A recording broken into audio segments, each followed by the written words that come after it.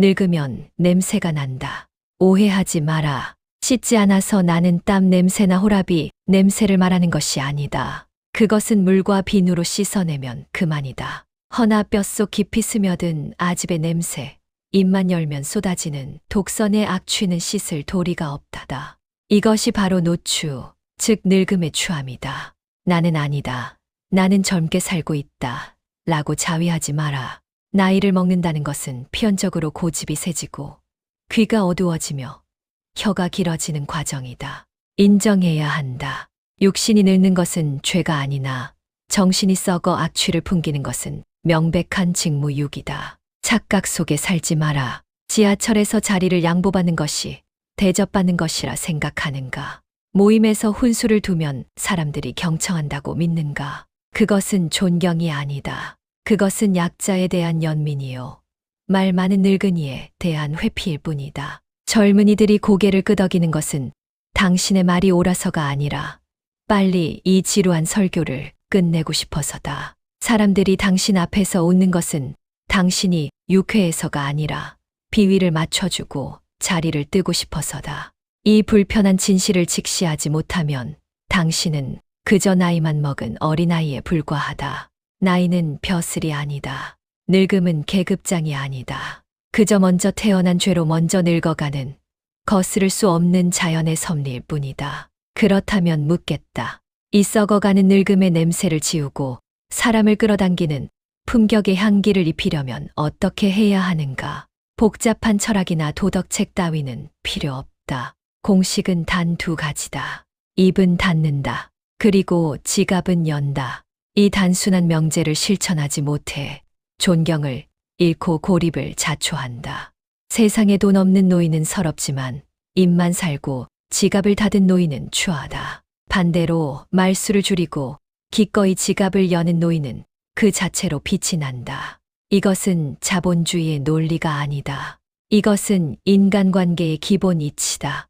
입을 닫아야 비로소 귀가 열리는 법이다. 자신의 목소리를 죽여야 비로소 타인의 목소리가 들리는 법이다. 지갑을 열어야 비로소 마음이 전달되는 법이다. 자신의 욕심을 비워야 비로소 그 자리에 사람이 채워지는 법이다. 많은 이들이 늙어서도 대접받으려 안달을 낸다. 내가 왕년에는 말이야 라며 과거의 영광을 끄집어낸다. 기억하라. 왕년의 영광은 당신에게나 추억이지. 듣는 이에게는 고문이다. 지나간 세월을 훈장처럼 달고 다니지 마라. 녹슬고 낡은 훈장은 짐만 될 뿐이다. 과거를 말하는 자는 꼰대가 되고 미래를 듣는 자는 어른이 된다. 자랑을 늘어놓는 자는 외톨이가 되고 밥값을 내는 자는 리더가 된다. 왜 입을 닫지 못하는가? 불안해서다. 내가 입을 다물면 세상이 나를 잊을까 두려워서다.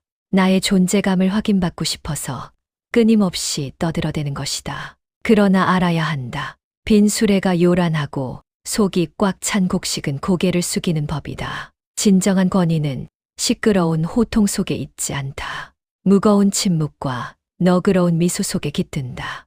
혀는 칼과 같아서 함부로 휘두르면 남을 베지만 침묵은 방패와 같아서 결국 나를 지킨다. 왜 지갑을 열지 못하는가? 아까워서다. 죽어서 가져가지도 못할 돈, 움켜쥐고 있으면 영원할 것 같아서다. 자식에게 한 푼이라도 더 물려주고 싶어서다. 깨달아야 한다. 움켜쥔 주먹에는 먼지밖에 남지 않으나 활짝 펼친 손바닥에는 사람이 깃든다. 돈은 모으는 것이 기술이라면 돈을 쓰는 것은 예술이다. 자식에게 물려준 돈은 종종 불화의 씨앗이 되지만 남에게 베푼 돈은 존경의 걸음이 된다. 재물은 똥과 같아서 쌓아두면 악취가 진동하고 밭에 뿌리면 만물을 살리는 귀한 걸음이 된다. 오늘 이 시간 우리는 늙음의 껍질을 깨고 진짜 어른으로 다시 태어나는 법을 논할 것이다. 단순히 돈을 쓰라는 말이 아니다. 돈을 써서 사람을 사고 시간을 사고 품격을 사는 지혜를 말하려는 것이다. 단순히 말을 줄이라는 말이 아니다. 말을 줄임으로써 경청을 얻고 지혜를 얻고 평화를 얻는 비결을 말하려는 것이다. 젊음은 돈을 주고도 살 수 없으나 늙음의 품격은 돈을 주어야만 살 수 있다다. 이것은 뇌물이 아니다. 인생을 잘 살아낸 자가 세상에 베푸는 마지막 여유이자 특권이다. 이제 선택은 당신의 몫이다. 입을 열어 잔소리를 쏟아내고 지갑을 닫아 인색함을 보이며 고립된 노인으로 남을 것인가. 아니면 입을 굳게 닫고 지갑을 활짝 열어 주변을 풍요롭게 만드는 인생의 스승으로 남을 것인가. 눕기를 즐기면 늙음이 재촉하고 베풀기를 즐기면 세월도 비켜간다. 지금 당장 닫힌 지갑에 지퍼를 내리고 열린 입에 지퍼를 올려라. 그것이 당신이 남은 생을 왕처럼 주인처럼 사는 유일한 길이다. 사람들이 늙어서 고통스럽다고 아우성을 친다. 몸이 예전 같지 않아서, 자식이 연락이 없어서, 가진 돈이 줄어들어서 괴롭다고 한다. 틀렸다. 명백한 착각이다. 고통은 상황에서 오는 것이 아니다. 고통은 쥐고 있지 말아야 할 것을 억지로 쥐고 있는 마음의 집착에서 온다. 흐르는 물을 손으로 움켜쥐려 해보라. 물은 빠져나가고 남는 것은 허무함 뿐이다. 인생도 마찬가지다. 흘러가는 세월을, 떠나가는 인연을, 자식의 인생을 내 마음대로 조종하려는 그 헛된 욕망이 바로 고통의 숙주다. 입을 닫지 못하는 이유가 무엇인가? 내 뜻대로 상대를 바꾸고 싶어서다. 지갑을 열지 못하는 이유가 무엇인가? 내 불안을 돈으로 막아보겠다는 헛된 믿음 때문이다. 결국 모든 문제는 마음을 비우지 못하고 꽉 쥐고 있는 미련함에서 비롯된다. 가장 먼저 끊어내야 할 썩은 동아줄은 바로 자식에 대한 걱정이다. 단언컨대 자식 걱정은 노년의 독도이다. 사랑이라는 이름으로 포장된 지독한 간섭일 뿐이다. 다 큰 자식의 인생을 왜 당신이 대신 살아주려 하는가? 그들이 넘어지든 깨지든 그것은 그들의 몫이다. 당신이 입을 열어 훈수를 둔다고 해서 그들의 인생이 드라마틱하게 바뀌지 않는다. 오히려 당신의 그 무거운 걱정이 자식의 어깨를 짓누르는 짐이 될 뿐이다. 자식은 당신의 소유물이 아니다. 잠시 당신의 몸을 빌려 태어난 독립된 우주다. 그 우주가 제 궤도를 돌게 내버려 둬라. 입을 닫아라. 그것은 무관심이 아니라 그들을 믿는다는 가장 큰 응원이다. 자식이 찾아오지 않는다고 서운해하지 마라. 당신이 자식 걱정으로 밤을 지새울 때 당신의 노년은 병들고 시들어간다.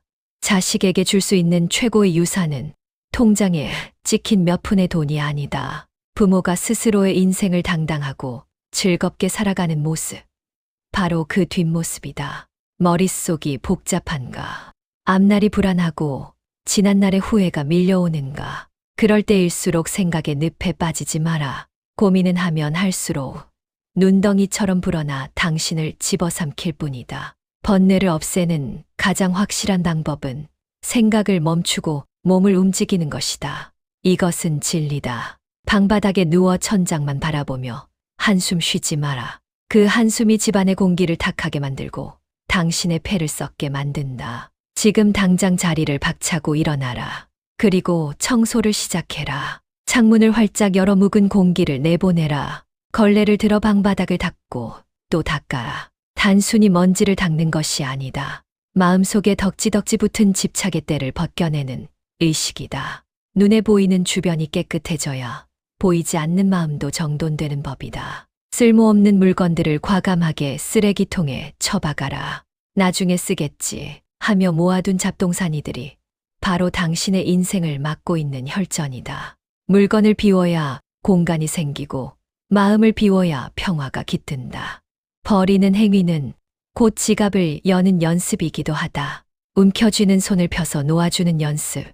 그것이 시작이다. 청소가 끝났다면 신발을 신고 밖으로 나가라. 걷기를 즐기면 세월도 비켜가지만 눕기를 즐기면 늙음이 턱 밑까지 쫓아온다.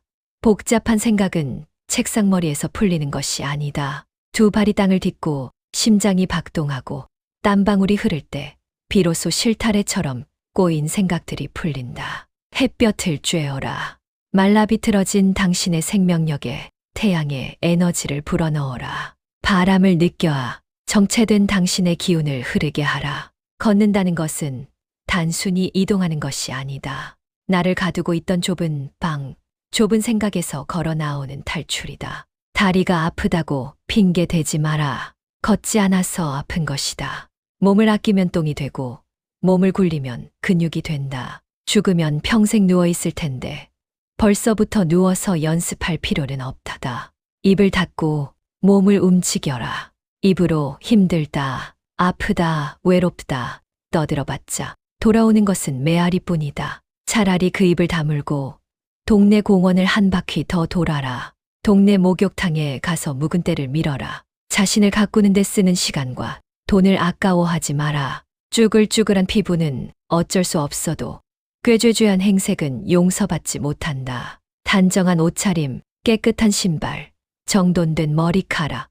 이것은 남에게 잘 보이기 위함이 아니다. 스스로에 대한 예의이자 삶을 대하는 태도다. 결국 인생은 채우는 것이 아니라 비우는 과정이다. 입을 닫는 것은 나의 에너지를 밖으로 새 나가지 않게 막는 것이요. 지갑을 여는 것은 고인 물을 흘려보내 새 물을 받아들이는 것이다.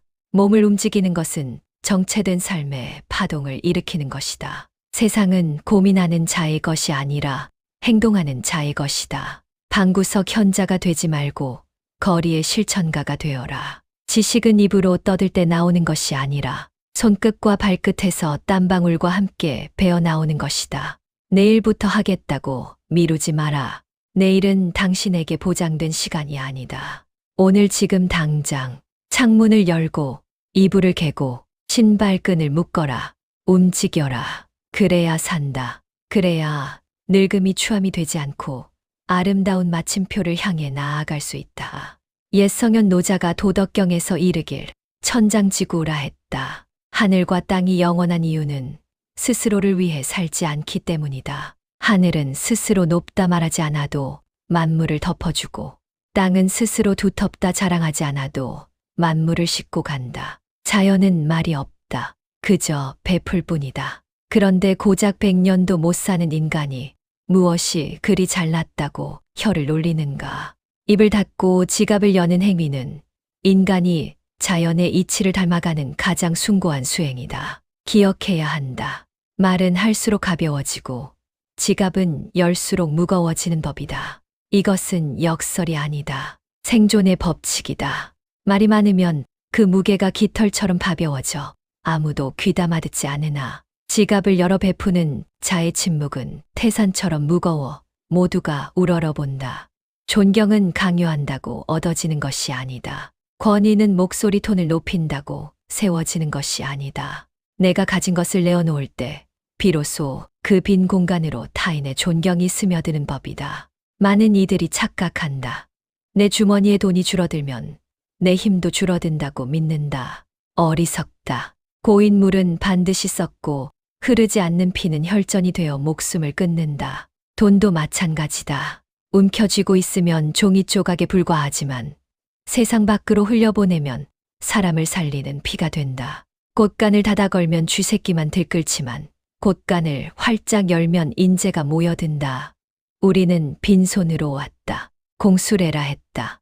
어머니 뱃속에서 나올 때 주먹을 꽉 쥐고 나오는 이유는 세상의 모든 것을 잡고 싶다는 본능 때문이다.